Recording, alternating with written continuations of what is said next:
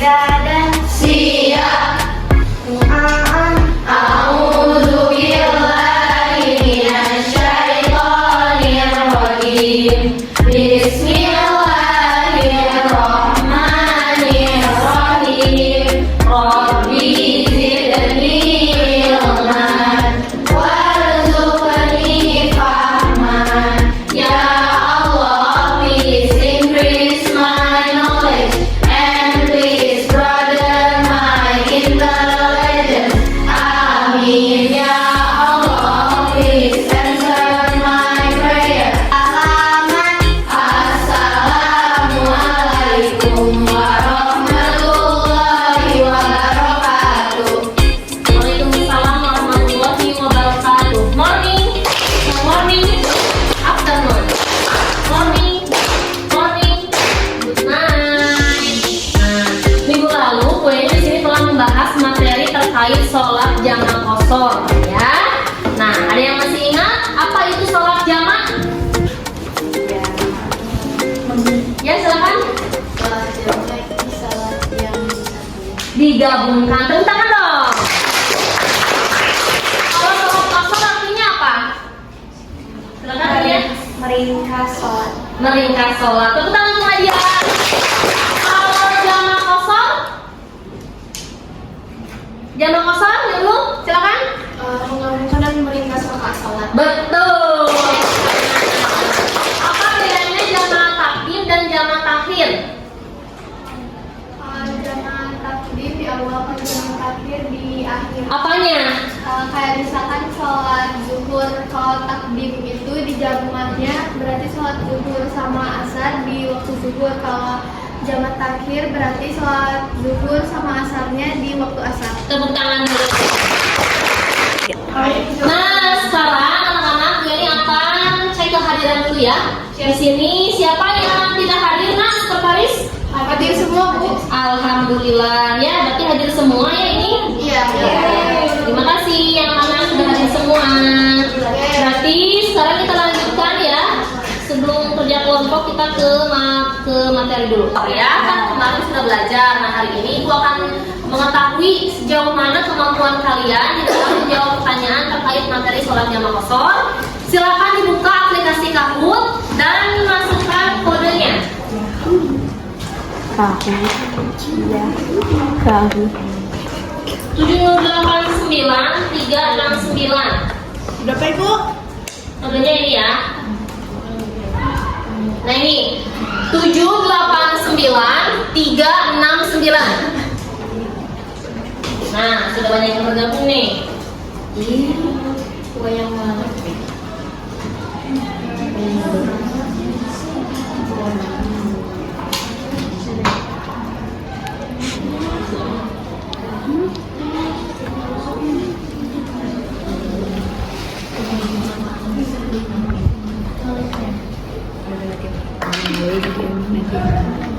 Sudah gabung semua? Sudah. Oke, kita mulai ya. Belum Ibu, bentar Ibu.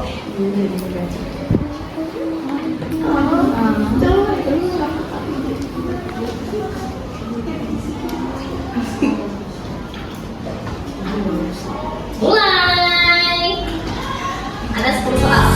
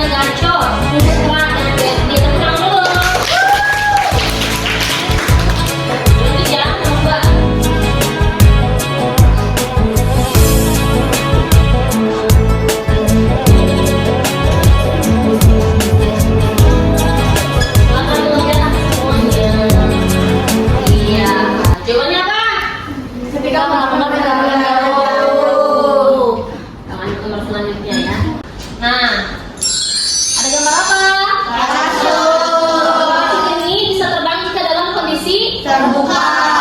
Seperti di sini ini melihat hati pikirannya sudah fokus ke sini ya. Sudah fokus semua ya. Nah, karena hati dan pikiran kita hanya dapat berfungsi pada saat dibuka. Nah, ada gambar di sini ya. Nah, kira-kira ini gambar apa sih? Banjir. Coba satu orang dong. Silakan. Gambar apa ini? Banjir. Apa kaitannya banjir dengan sholat? Kita bahas. Cum, silakan. Itu kan banjir, jadi kejebak macet. Walaupun lagi macet, kita tetap bisa melaksanakan sholat. Tepuk tangan dulu. Good ya. 100 buat kamu. Lanjut, ada gambar kedua nih. Kebakaran rumah. Nih, apa yang kamu lihat pada gambar ini? Gambar apa tadi? Kebakaran ya. Bagaimana kaitan sholat dengan gambar ini? Cung. Masih bisa sholat di pengungsian. Sholat di pengungsian walaupun rumahnya kebakaran dalam bagaimana cara sholatnya? Misalnya ini kebakarannya di siang hari. Iya. Misalnya itu kebakarannya waktu pas lagi duhur. Terus kita sholatnya nanti di jamaah kosor aja waktu pas asar. Jadi 2 rakaat. Lebih tepatnya di jamaah ya, karena kosor itu untuk yang sedang dalam perjalanan. Kalau jamaah sedang dalam keadaan darurat. Tepuk tangan dulu. Selanjutnya, ya, di sini CP atau capaian pembelajarannya memahami ketentuan sholat jamaah kosor dan mampu mempraktikannya. Selanjutnya ada PP ya, tujuan pembelajaran. Yang pertama di sini mengidentifikasi cara sholat pada saat safar melalui soal studi kasus. Kemudian selanjutnya nanti seperti biasa ya, gue ini akan berikan kelompok diskusi. Dan yang terakhir di sini ada merumuskan tata cara sholat jamaah kosor bersama teman kelompoknya. Nah, kegiatan pembelajaran pada hari ini ada 5 sintak atau 5 langkah. Yang pertama tadi ya, kalian sudah mengamati gambar. Kemudian yang kedua, mengorganisasi siswa untuk belajar, membimbing penyelidikan kelompok, menyajikan hasil karya. Nanti kalian akan presentasi ya, per kelompok. Dan yang terakhir, mengevaluasi proses pemecahan masalah. Nah, sekarang ibu akan membagikan menjadi 3 kelompok ya. Kelompok A, B, dan C. Ini kelompok A, ini kelompok B, dan ini kelompok C.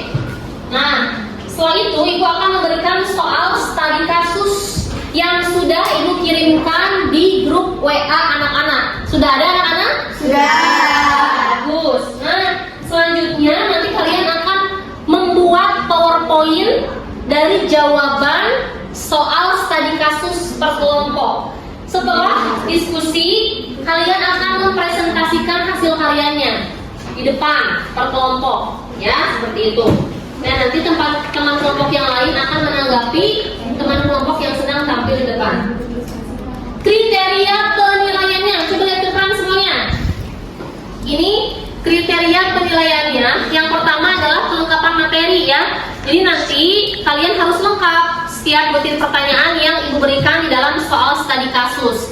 Kreativitas dari Canva atau dari PowerPoint yang telah kalian buat, kerjasama nanti ibu akan mengecek ya, akan mengecek kalian apakah benar-benar kerjasama semuanya atau tidak. Dan yang terakhir penilaian presentasi. Bagaimana cara menjelaskan yang lugas, jelas, seperti halnya guru menjelaskan. Ya, ada pertanyaan dulu? Tidak. Ya, nah itu ya instrumen penilaiannya. Silakan soal studi kasusnya sudah ibu kirim di WA masing-masing dan selamat mengerjakan.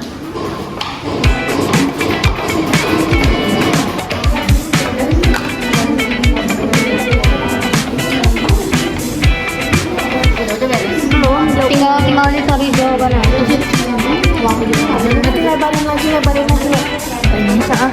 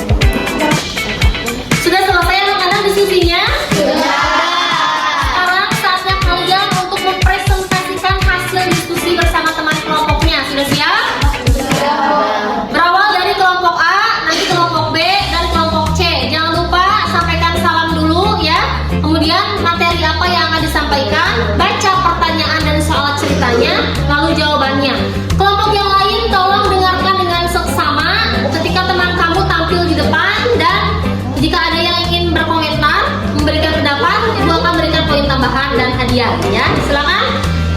Berikan tepuk tangan untuk kelompok A. Assalamualaikum warahmatullahi wabarakatuh. Waalaikumsalam warahmatullahi wabarakatuh.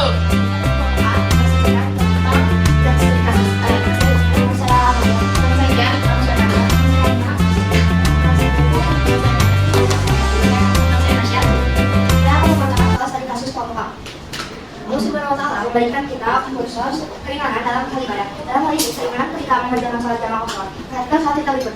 Fania mendomisili di Bandung, tepatnya di perumahan Sukarpot, di salah satu mall Kota Bandung, pukul 18.00 hingga selesai.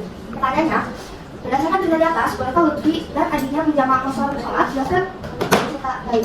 Satu, tidak boleh di kosong, tetapi hanya boleh dijamaah karena Lutfi dan adiknya tidak sedang di dalam perjalanan. Dalilnya, dasar hukum sholat jamaah kosor adalah surat An-Nisa ayat 11. Sholat jamaah adalah sholat yang dikumpulkan. Artinya, dua sholat fardu dikerjakan pada satu waktu. Misalnya, sholat zuhur dan asar dikerjakan pada waktu zuhur atau waktu asar. Bagaimana cara Lutfi dan adiknya melaksanakan sholat maghrib? Jelaskan secara lengkap. Dilaksanakan di waktu isya tanpa meningkas bilangan rakaat sholat. Sekian dari kami. Apakah ada pertanyaan?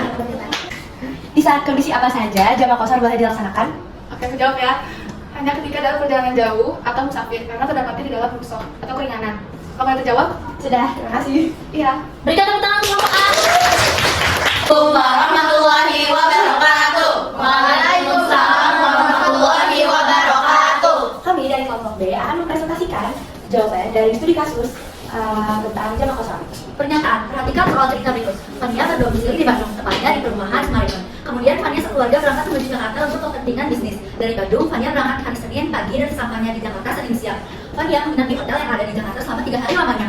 Selama berada di Jakarta, Fania sekeluarga selalu menjamaah kosor sholat. Setelah 3 hari, tepatnya hari Rabu maghrib, Fania sekeluarga sampai di Bandung tepat pukul 18.30. Pertanyaan nomor 1. Bagaimana tata cara pelaksanaan sholat Fania sekeluarga? Jelaskan secara lengkap. 1. Berwudu untuk menghilangkan hadas dan najis. 2. Menutup aurat. 3. Menghadap kiblat. 4. Niat sholat jamaah kosor. 5. Menjalankan rukun sholat fardu seperti pada umumnya, mulai dari takbiratul ihram hingga salam. 6. Kedua, sholat dilakukan secara berurutan tanpa diselingi aktivitas apapun. Setelah salam, langsung berdiri untuk sholat kedua. 7. Sholat 74 rakaat diringkas menjadi 2 rakaat. Pertanyaan untuk nomor 2. Bolehkah Fania sekeluarga tetap menjamaah kosor sholat ketika sudah sampai di rumah? Jelaskan sertakan dalilnya juga. Tidak, karena Fania dan sekeluarga sampai di rumah pada pukul 18.30, yaitu masih ada waktu sholat maghrib, masih bisa melaksanakan sholat maghrib seperti biasa. Dalilnya, Quran Surat An-Nisa ayat 101 yang berbunyi, dan apabila kamu berpergian di bumi, maka tidaklah berdosa kamu mengkosor sholat jika kamu takut diserang orang kafir. Oke, sekian dari kami. Sebelum kami tutup, apakah ada pertanyaan? Boleh, Alia silakan bertanya apa? Apakah ada batas kita bisa menjamaah kosor berapa sholat dan waktu? Jawabannya ada. Batasnya yaitu dua waktu sholat. Jadi kalau mau ngejamaah kosor, misalkan sholat zuhur sama asya, itu tuh cuma bisa 2 waktu sholat, ya bisa juga digabung sama maghrib. Apakah terjawab? Terima kasih Alia. Tepuk tangan untuk kelompok B. Assalamualaikum warahmatullahi wabarakatuh. Waalaikumsalam warahmatullahi wabarakatuh. Kami dari kelompok C akan menjelaskan tentang pertanyaan tentang kasus kita. Allah SWT memberikan kita soal keringanan dalam hal ibadah. Dalam hal ini, keringanan ketika mengerjakan sholat jamaah kosor. Perhatikan soal cerita berikut. Kokom sekeluarga akan pergi ke Palestina untuk menjadi relawan di sana. Kokom bermisi di Indonesia, tepatnya di kota Jakarta. Tepatnya di Cibubur, Kokom sudah memesan 3 pesawat dari sebulan yang lalu. Kokom sekeluarga pergi dari Cibubur siang hari, tepatnya pukul 1, dan memerlukan waktu beberapa jam untuk dapat sampai di Palestina. Kokom sekeluarga merencanakan untuk menjamak sholat zuhur dan asar. Jika masih di rumah, Cibubur, pertanyaannya, berdasarkan cerita di atas, bolehkah Kokom sekeluarga menjamak sholat zuhur dan asar ketika masih di rumah? Jelaskan secara lengkap. 2. Bolehkah Kokom sekeluarga menjamak sholat ketika masih di rumah? Jelaskan tentang hal ulama. Ibu akan mengevaluasi hasil diskusi kalian. Secara garis besar, hasil diskusi dan presentasi dari kelompok A, B, C cukup baik ya. Nah, ada beberapa catatan. Yang pertama sebagai berikut nih. Ibu akan evaluasi dari kelompok A terlebih dahulu ya. Nah, untuk kelompok A tadi berdasarkan kisah cerita, siapa nama orangnya? Lutfi ya. Jadi Lutfi tidak diperbolehkan menjamak kosor sholat dikarenakan menjamak sholat hanya dibolehkan dalam kondisi darurat saja seperti banjir bandang, kebakaran ya, seorang dokter yang sedang mengoperasi pasiennya dan lain-lain. Kalau tadi kan Lutfi sedang menonton di bioskop, itu bukan kondisi darurat sehingga tidak dibolehkan untuk menjamak sholat ya. Dari mana Bu dalilnya? Quran surah An-Nisa ya 101 ya, ini ya. Wa idza darabtum fil ardi falaisa 'alaikum junahun an taqsuru minas shalah ya. Dan yang kedua, berdasarkan kisah cerita tersebut, cara Lutfi dan adiknya melaksanakan sholat maghrib seperti biasa, 3 rakaat maghrib ya, dan tanpa dengan Isya. Nah, untuk kelompok A tadi, pemaparan pada dasar presentasi cukup lengkap dan juga lugas sehingga mendapatkan nilai 90. Kemudian kelompok B. Nah, ini yang kelompok B sebagai berikut ya. Nah, berdasarkan kisah cerita siapa? Nama orangnya? Ya. Fania ya. Nah, jadi jika Fania sudah sampai di rumah tempat tinggalnya, maka pelaksanaan sholat fardunya dilaksanakan seperti biasa, tidak boleh lagi dijamak atau dikosor sholatnya ya. Nah, kemudian berdasarkan kisah Fania tadi, jika sudah sampai rumah, jumhur ulama menyepakati bahwasanya sholat fardu sudah tidak boleh dikosor karena mengkosor sholat itu harus ada syaratnya, yaitu sedang dalam perjalanan. Seperti itu. Dari presentasi sudah cukup baik, komunikatif, dari itu sudah cukup lengkap sehingga ini berikan nilai 93. Kelompok D. Dan kelompok terakhir yaitu kelompok C. Berdasarkan kisah siapa? Tadi nama orangnya? Kokom ya. Nah, jadi berdasarkan kisah cerita tersebut, menurut pendapat jumhur ulama, Kokom sekeluarga boleh menjamak sholat duhur, dengerin. Sholatnya boleh dijamak ketika masih di rumah karena Kokom sekeluarga sudah merencanakan jauh-jauh hari untuk melaksanakan perjalanan yang cukup jauh ya, seperti itu. Kemudian yang kedua, berdasarkan cerita tersebut, Kokom tidak dibolehkan untuk mengkosor sholat. Kalau menjamak boleh, kalau mengkosor tidak boleh. Kenapa tidak boleh kalau mengkosor? Karena posisinya Kokom masih di rumah sehingga belum di perjalanan ya, sedangkan kosor itu berlaku untuk yang sedang di dalam perjalanan. Dari segi presentasi, pemaparan pada saat presentasi cukup lengkap dan lugas sehingga boleh berikan skor 93 untuk kelompok C. Nah ya, seperti itu anak-anak. Nah, bagaimana perasaanmu setelah belajar materi sholat jamak kosor bersama Bu Emi? Coba. Senang Bu. Senang, yang lain coba, lagi yang lain. Ya? Jadi tahu tentang sholat. Lebih tahu tentang? Ada 3 soal ya. Jadi kelompok.